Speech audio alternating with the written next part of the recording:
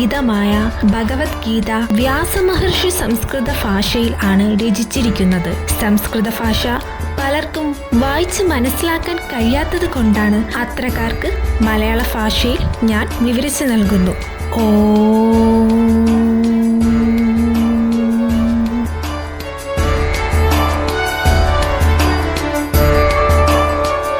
18 അധ്യായങ്ങളാണ് ഗീതയിൽ ആകെ ഉള്ളത്. അനുഷ്ഠുഭ വൃത്തത്തിൽ എഴുതിയ ക്ലേശങ്ങളാണ് അവയുടെ ഉള്ളടക്കം. ക്ലേശങ്ങളുടെ മൊത്തം എണ്ണം 700 എന്നാണ് സാധാരണ പറയാറുള്ളത്.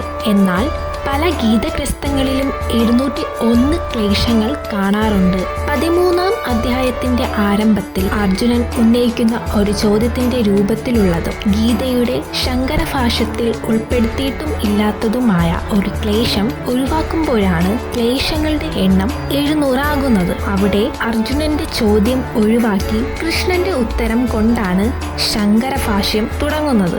മഹാഭാരതത്തിലെ കുരുക്ഷേത്ര യുദ്ധത്തിന് മുൻപ് ബന്ധുക്കൾ ഉൾപ്പെടെ കൗരവ സൈന്യത്തോട് ഏറ്റുമുട്ടുവാൻ വിമുക്ത കാട്ടിയ അർജുനനെ യുദ്ധോത്സുകനാകാൻ കൃഷ്ണൻ പറഞ്ഞു കൊടുക്കുന്ന മട്ടിലാണ് ഇതിന്റെ രചന.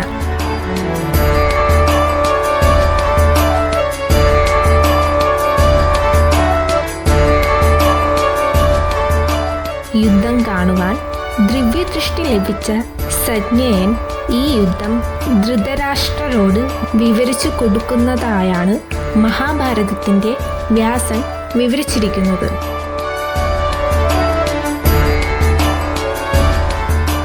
ഭഗവാൻ നാരായണൻ സ്വയം അർജുനോട് ഉപദേശിച്ചതും പൗരാണിക മുനിയായ ദേവസ്യ മഹർഷി മഹാഭാരതത്തിന്റെ മധ്യത്തിൽ കോർത്തതും അദ്വൈതമാകുന്ന അമൃതം വർഷിക്കുന്നതിനും 18 അധ്യായങ്ങളോടുകൂടിയതും ഭഗവതിയുമായ ശ്രീമദ് ഭഗവത്ഗീതേ അമ്മേ, ഞാൻ സംസാരനാശിനിയായ അവിടത്തെ അനുസ്മരിക്കുന്നു. മഹാഭാരതമാകുന്ന എണ്ണ നിറച്ച് ജ്ഞാനമായ ദീപം ജ്വലിപ്പിച്ച് ലോകത്തിന് വെളിച്ചം പകർന്നവനും വിടർന്ന താമരപ്പൂവിന്റെ ഇതളുകൾ പോലുള്ള കണ്ണുകളുള്ളവനും വിശാല ബുദ്ധിയുമായ ദേവസ്യ മഹർഷിക്ക് നമസ്കാരം. ശരണാർത്ഥികളുടെ അഭിലാഷങ്ങളെയെല്ലാം നിറവേറ്റുന്നവനും കമ്മട്ടിയും കോലും കയ്യിലേന്തിയവനും ജ്ഞാനമുദ്ര പിടിച്ചവനും ഗീതാമൃതം കറന്നവനുമായ ഭഗവാൻ ശ്രീകൃഷ്ണന് നമസ്കാരം. എല്ലാ ഉപനിഷത്തുകളും പശുക്കളും കറവക്കാരൻ ശ്രീകൃഷ്ണനും പശുക്കിടാവ് അർജുനനും പാൽ ഗീതാമൃതവുമാണെന്ന് കരുതിയാൽ അത് ഭജിക്കുന്നവർ ബുദ്ധിമാരാകുന്നു. വാസുദേവന്റെ പുത്രനും കംസചാരുണമാരെ വധിച്ചവനും ദേവകിക്ക് പരമാനന്ദം നൽകുന്നവനും ജഗദ്ഗുരുവായ ഭഗവാൻ ശ്രീകൃഷ്ണനെ ഞാൻ വന്ദിക്കുന്നു.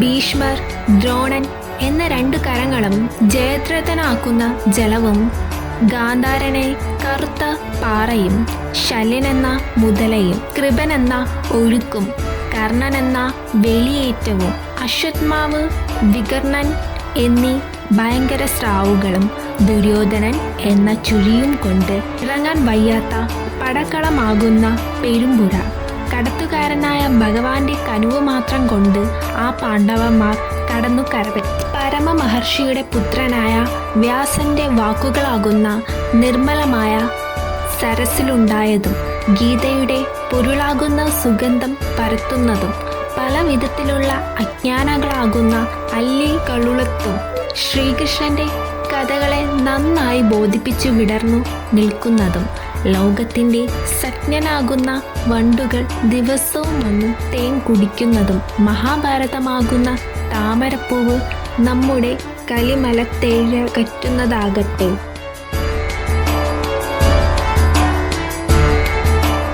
ആരുടെ കൃപയിലാണോ മുക്കന് വാഗ്മിയാകുന്നത്, മുടന്തൻ മല കയറുന്നതും പരമാനന്ദ സ്വരൂപനായ ആ മാധവനെ ഞാൻ വന്ദിക്കുന്നു.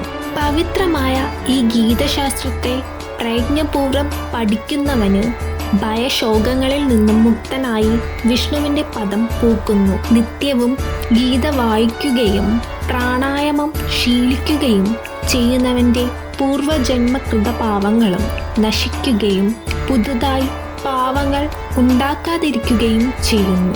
ശരീരത്തിലെ അഴുക്ക് മാറുവാനായി മനുഷ്യൻ ദിവസവും കുളിക്കുന്നു. എന്നാൽ ഭഗവത്ഗീതയാകുന്ന പുണ്യജലത്തിൽ ഒരിക്കൽ മാത്രം കുളിച്ചാൽ അത് സംസാരമലത്തെ നശിപ്പിക്കുന്നു. ഭഗവത്ഗീത വളരെ നന്നായി പഠിക്കേണ്ടതാണ്. വിഷ്ണുവിൻ്റെ മുഖപത്മത്തിൽ നിന്ന് നിർഗളിച്ച ഭഗവത്ഗീതയുള്ളപ്പോൾ മറ്റ് അനേകം ശാസ്ത്രങ്ങൾ എന്തിനു? മഹാഭാരതത്തിൻ്റെ സാരവും ഭഗവാൻ വിഷ്ണുവിൻ്റെ തന്നെ ഉപദേശവുമായ ഗീതയുടെ പവിത്രമായ ഗംഗാജലം കുടിച്ചാൽ പുനർജന്മം ഉണ്ടാകുന്നതല്ല. ഒരേ ഒരു ശാസ്ത്രം കൃഷ്ണൻ ഉപദേശിച്ച ഗീതയും, ഒരേ ഒരു ഈശ്വരൻ ശ്രീകൃഷ്ണനും, ഒരേ ഒരു മന്ത്രം അവൻ്റെ നാമവും, ഒരേ ഒരു സേവ അവൻ്റെ സേവയുമാകുന്നു. ശാന്തസ്വരൂപനും സർപ്പത്തിന്മേൽ ശയിക്കുന്നവനും നാഭിയിൽ താമരപ്പൂവുള്ളവനും ദേവന്മാരുടെ ഈശ്വരനും ലോകത്തിനാദരവും ആകാശസദൃശനും മേഘവർണ്ണനും സുന്ദരമായ ശരീര അവയവങ്ങളുള്ളവനും ലക്ഷ്മീപതിയും പങ്കജനേത്രനും യോഗികൾ ദാനത്തിലൂടെ പ്രാപിക്കുന്നവനും സകലോകങ്ങളുടെയും ഒരേ ഒരു രക്ഷകനും ഭവഭയത്തെ അകറ്റുന്നവനുമായ വിഷ്ണുവിനെ ഞാൻ വന്ദിക്കുന്നു.